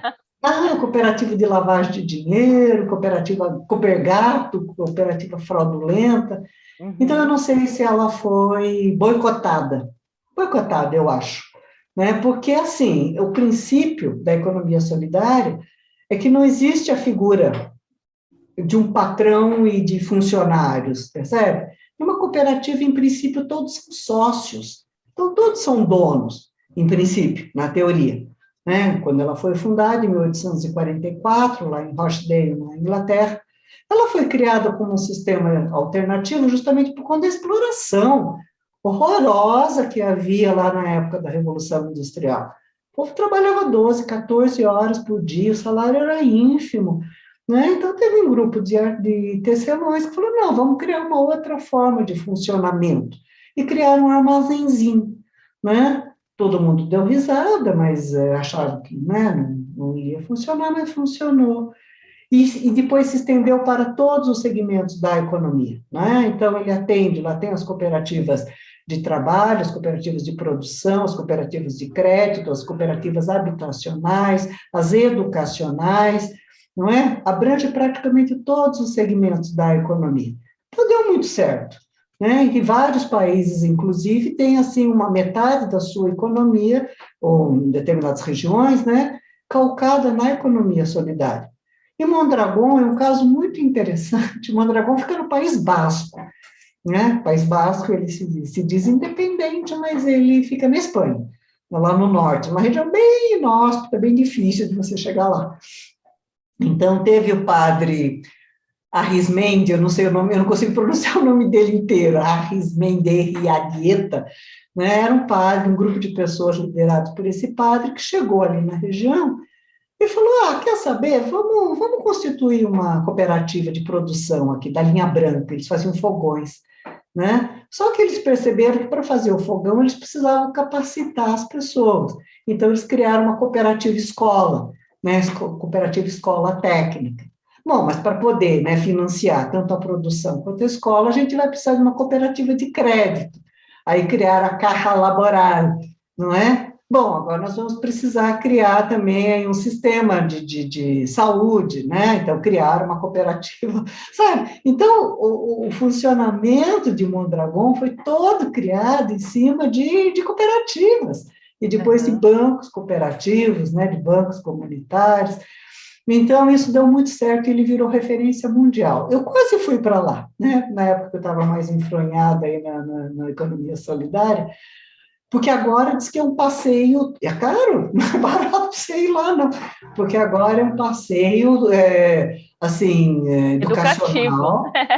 Não, você tem um guia que vai mostrando, né, tem um museu que mostra lá, né, as iniciativas do padre Arrismendi, Arrismendi, né, que começou, que teve essa inspiração.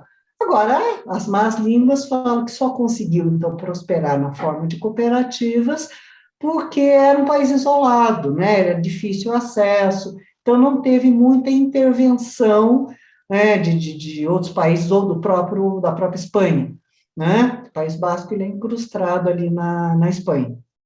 Uhum, uhum. Mas foi uma experiência muito interessante. Mondragão realmente é uma, se quiserem, pesquisem depois aí, né, na internet e tal. É uma experiência muito interessante.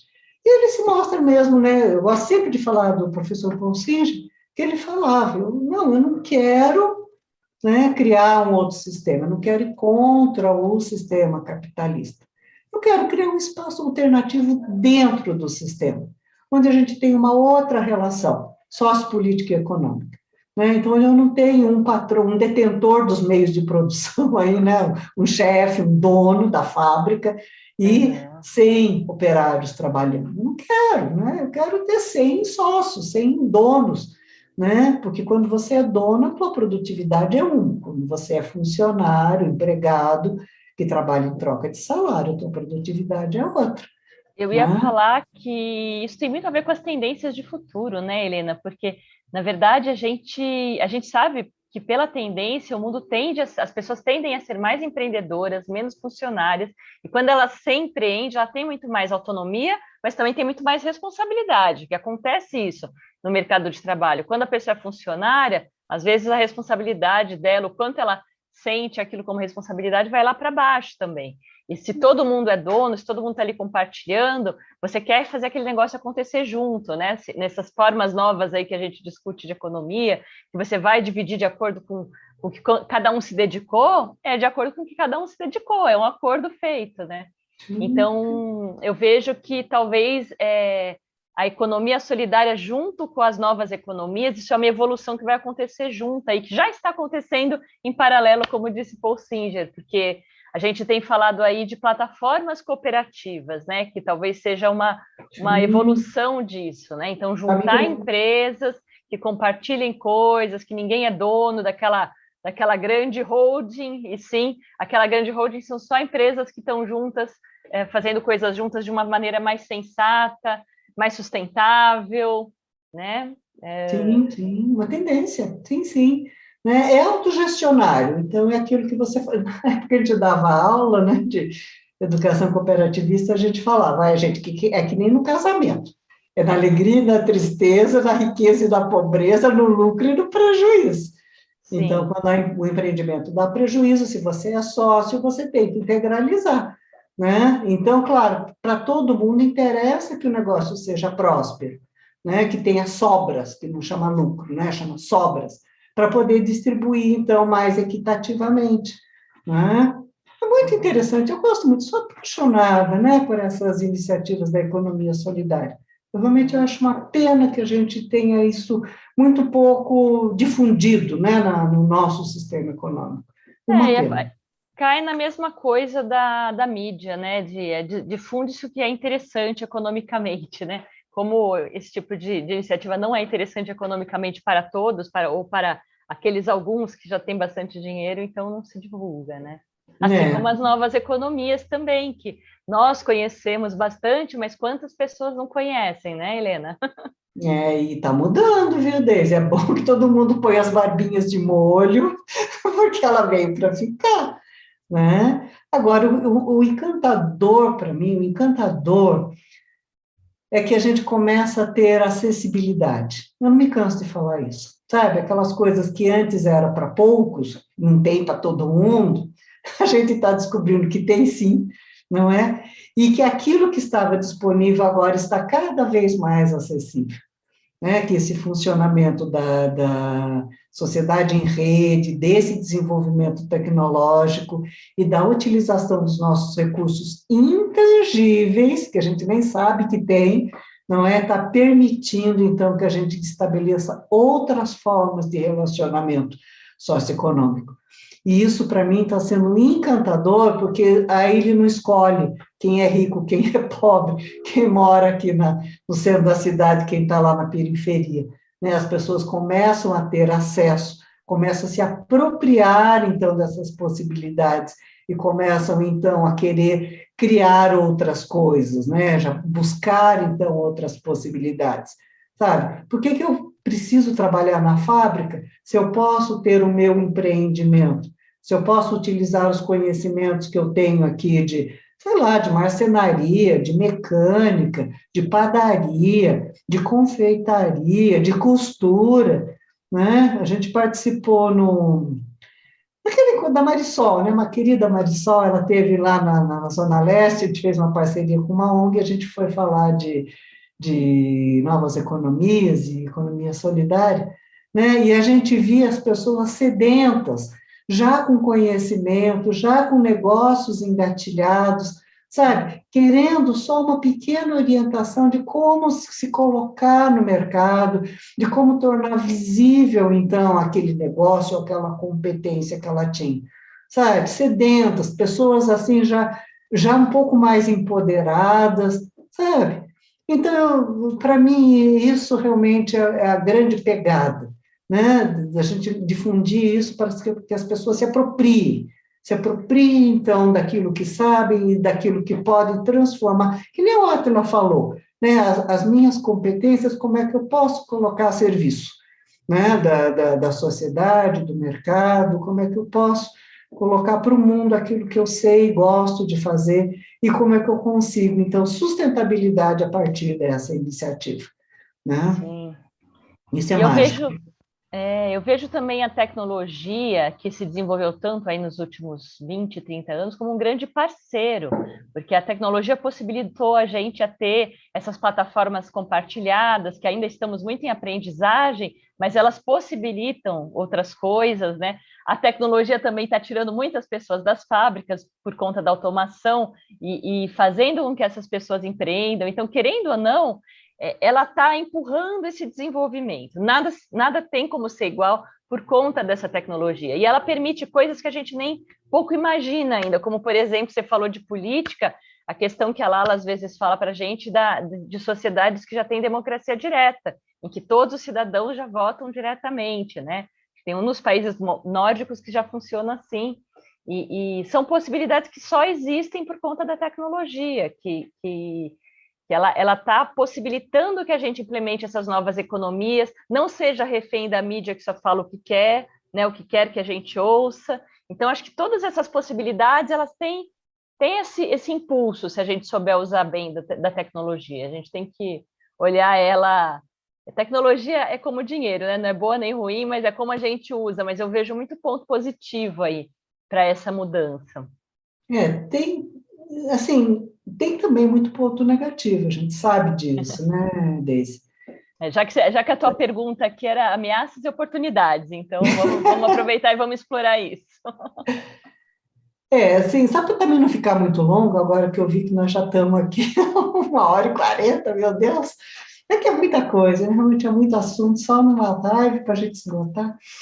Mas, assim, por exemplo, o que a gente estava vendo, analisando do ponto de vista da tecnologia? Ah, tá, então agora surgiram os aplicativos, que tem muita gente que está lançando mão desses aplicativos, até com uma forma alternativa de renda ou complementar de renda, não é? Então, agora eu consigo estabelecer relações que antes eu não conseguia, a gente já falou disso também, a gente tem um pouco mais de confiança, né, porque ele está amparado aí pela tecnologia. Mas se você olhar, olha porque é importante a gente conhecer um pouco do funcionamento das coisas. A gente sabe que na economia, né, as leis de mercado é regido pela oferta e procura, tá certo? Então, se eu não tenho procura, eu não tenho por que ter oferta, eu não tenho por que produzir. Agora, se eu tenho muita procura também, sabe, eu vou ter que dar um jeito de equilibrar a minha oferta para poder, então, atender a demanda, que Uhum. é um pouco o que está acontecendo com essa questão dos aplicativos, né? Então, para dar um exemplo, né, o iFood, por exemplo. Ah, você tem a comodidade de pedir a pizza lá na sua casa, ou o teu jantar, né? Você não precisa se locomover, é muito prático, né? Só que para atender, então, essa demanda, e agora, por causa da pandemia, isso também foi muito exacerbado, não é? Só que para atender essa demanda, o que acontece? Os restaurantes, as pizzarias não tinham estrutura, não é? Para atender essa produção mais massiva, não tinha entregadores, não é? Então, o que está acontecendo, né? Principalmente esses pequenos negócios se desdobram para poder atender uma demanda que não estava prevista, Os entregadores, eles se esfalfam também, porque não dão conta, né, de toda essa demanda, aumenta muito os custos de produção, as margens de lucro diminuem, tá certo? E as pessoas entram nesse circuito, vamos produzir porque está vendendo, ou legal, está tendo demanda, está tendo como, o povo está comprando, mas está totalmente desbalanceada a nossa relação de Ganhando oferta e menos. procura. Está totalmente, está precarizando, então, as condições de trabalho, tá Muito certo? esforço e pouco retorno, né? Sim, e está pendendo essa balança que eu não sei até quando vai aguentar, né? Então, se você tem um pouco mais de olhar para isso, é bom, mas olha, cuidado aí, porque se você vai com muita sede ao pote também, você pode realmente correr o risco de, né, tropeçar e levar um tombo feio. Por isso que eu gosto da filosofia taoísta, né? Ela fala que nós temos que seguir o caminho da naturalidade, né? E a gente sabe, até por força da ciência, que a natureza não dá saltos, né? Então, a nossa transição econômica também não deveria ser com saltos, né? Ela deveria ser gradual, ela deveria dar o tempo, então, para as pessoas se acostumarem a isso, irem adaptando e fazendo a transição, você que trabalha com transição, né? Fazendo a transição de uma forma gradual, consciente, e não naquele comportamento de manada atabalhoado, né, ainda muito estimulado por questões de consumo, não é? Então, assim, sem equilíbrio suficiente para que seja realmente uma transição sustentável e estável, né? Então, essa é uma ameaça, Deise, para mim, eu acho que é. Eu vejo assim, Sim, sim, sem né? dúvida, sem Eu dúvida. É vejo porque assim. também tem aquele lado que a gente fala que a tecnologia vai, evolui, e o comportamento humano não evolui, né? Então você faz o mesmo comportamento capitalista de competição, vamos só baixar o preço, não vamos diferenciar, e isso não muda o resultado final, né? Então, enquanto não evoluir junto, né? Pensar nos intangíveis que você falou, pensar em se diferenciar, em fazer algo diferente, único, autêntico, e que tem um valor diferenciado e tem um valor justamente diferenciado por ser único, por ser autêntico, acaba que entra na competição predatória, que isso aí a gente já conhece bastante, né? Conhecemos ali da nossa ilha tradicional ali, a Coco de Água. Desde lá a gente já conhece a competição predatória. Não é isso, né? Não é isso que faz parte dessas novas economias. Então, Não. acho que está muito ainda na filosofia e na consciência também a ameaça, porque a gente quer fazer o novo com a tecnologia nova, mas com o pensamento velho, com as crenças antigas, né? Sim, a mentalidade precisa mudar, né? Para você entrar sair de um regime e entrar no outro, você tem que incorporar esse regime em você. Se você quer ir a gente via quando trabalhava com as cooperativas, povo chegando lá querendo saber do salário. Quem que é o chefe? Para quem que eu respondo? O que que eu vou fazer aqui? Quanto que eu vou ganhar? Qual é o meu salário? Não, peraí, meu amigo, vem cá, vamos conversar, né?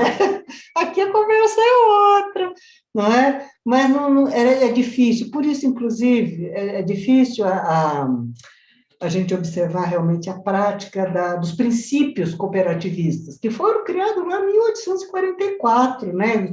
Os princípios de funcionamento de uma cooperativa, né? Porque não se incorpora isso, né? Você vive a vida inteira num regime capitalista, mercantilista, competitivo.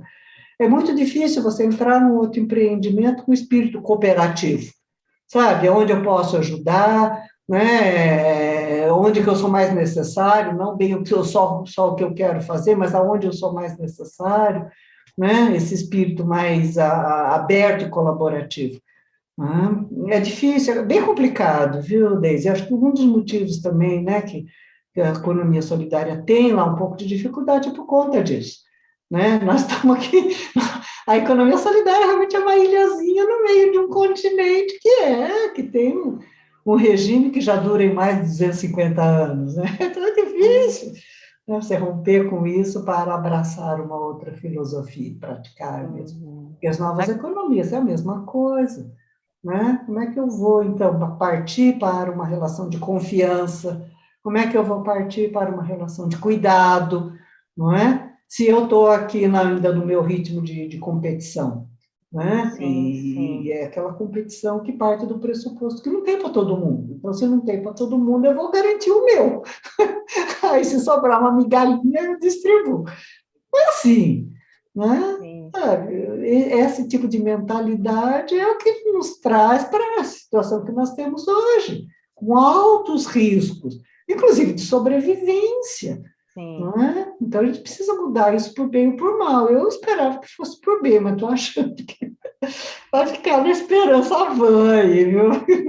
Por bem, não sei se muda, não.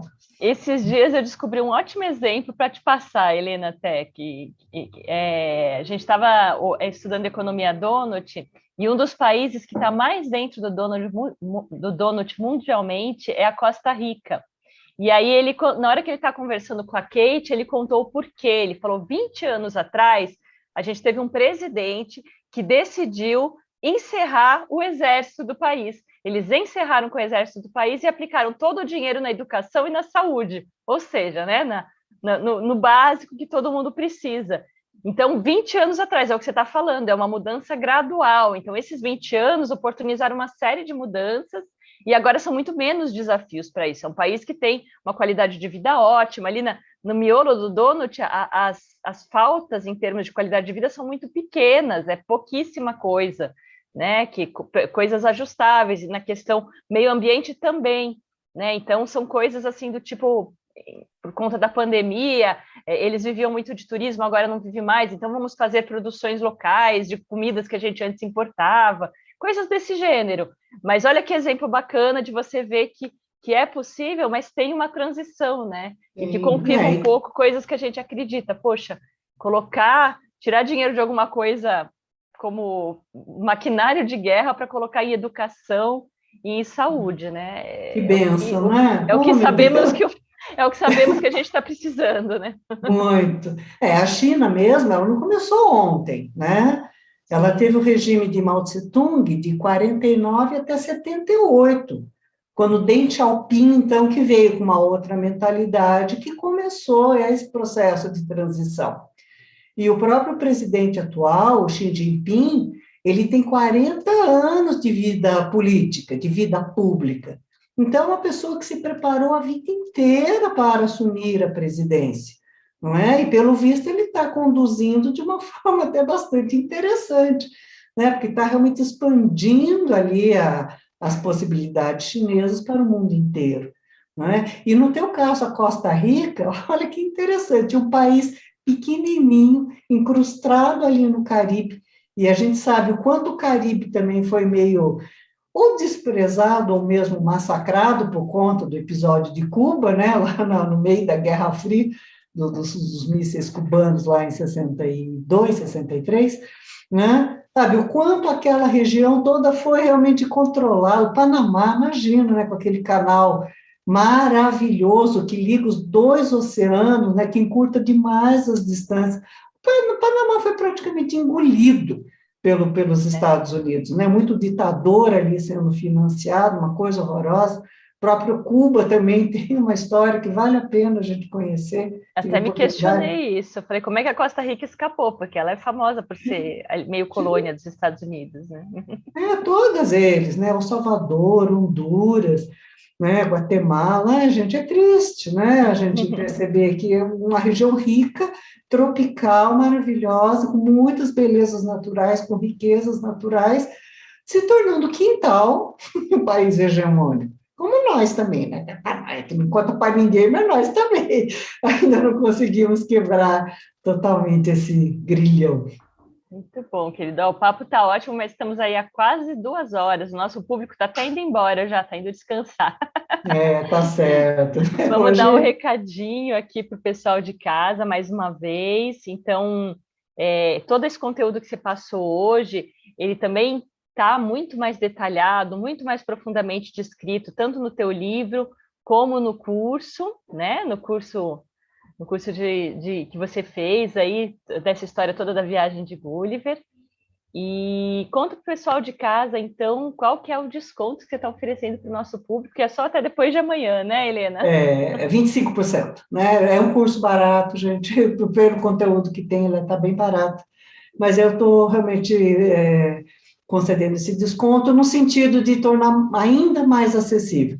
É um conhecimento que é bastante diluído, assim, né, por conta do storytelling, da história, ele conta uma história, então ele é fácil de entender, não é? E por conta também do aspecto filosófico, eu acho que a filosofia também traz uma certa leveza para a questão pesada que é a economia política, né? Então, ele está todo na forma de diálogo, né? O livro, pelo menos.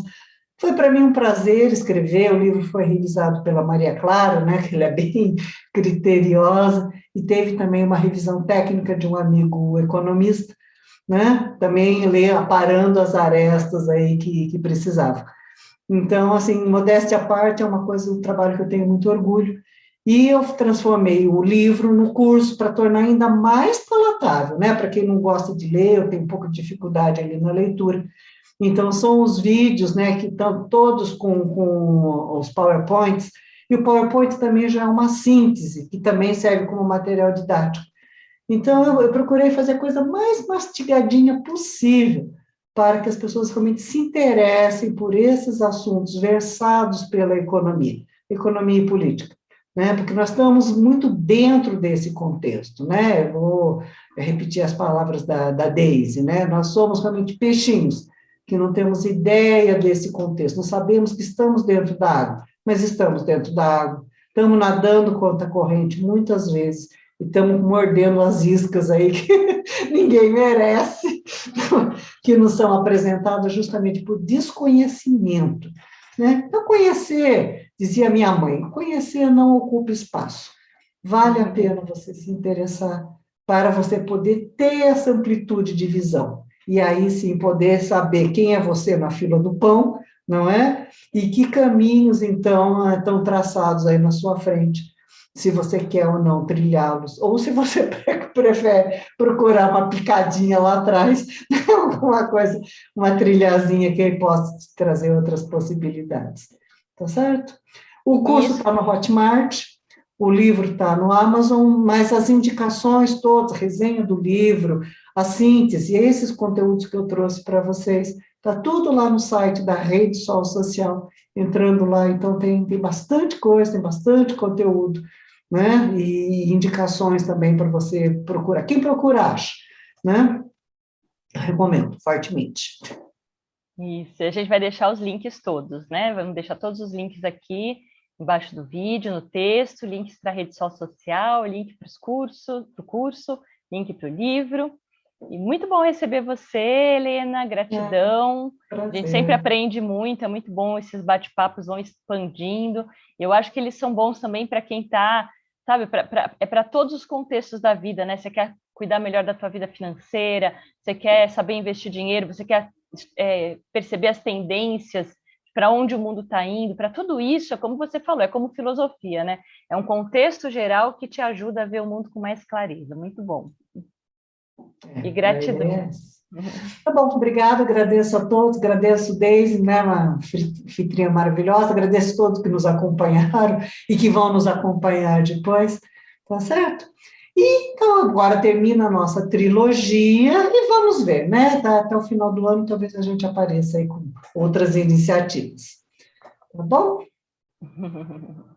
Tá certo, querida. Gratidão. Eu tô dando um oi aqui Ok. para Marcela, que acabou de entrar, mas faz parte, né? É, Depois dá para assistir, viu, Marcela? Vai ficar gravado lá no nosso canal. Aí você assiste. é, A Marcela é professora, ela vai gostar, com certeza. Um conhecimento é, rico aí para ela. tá certo, ok. Gratidão, Bom, então, Helena. Gratidão, pessoal. Boa beijo, noite. até uma próxima, então. Até logo, tchau. Tchau, tchau. Boa noite. Boa noite.